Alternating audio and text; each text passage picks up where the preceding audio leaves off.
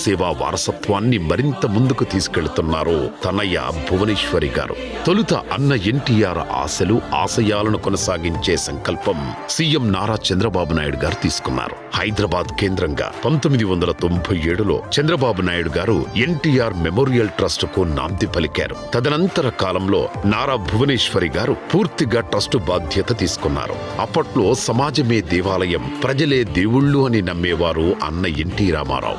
ఆ నినాదాన్ని నేడు భువనేశ్వరి గారు విధానంగా మార్చుకొని సేవలందిస్తున్నారు. శ్రీమతి నారా భువనేశ్వరి ట్రస్టు బాధ్యతలు తీసుకున్న తర్వాత చాలా స్పష్టమైన మార్పులొచ్చాయి.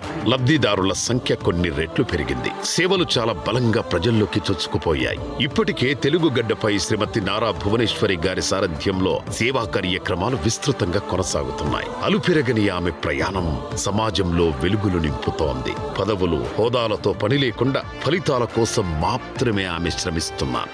అభాగ్యుల కళ్లల్లో వెలుగులు చూడడం నిజమైన సేవని బలంగా నమ్ముతున్నారు. తండ్రి ఎన్టీఆర్ ఆశయ సాధన, భర్త సంకల్పం, ఇలా ఆ ఇద్దరి లక్ష్యాలను ముందుకు తీసుకెళ్లే సారథిగా శ్రీమతి నారా భువనేశ్వరి గారు 100కు 100 మార్కులు సాధించారంటే కాదనలేని నిజం.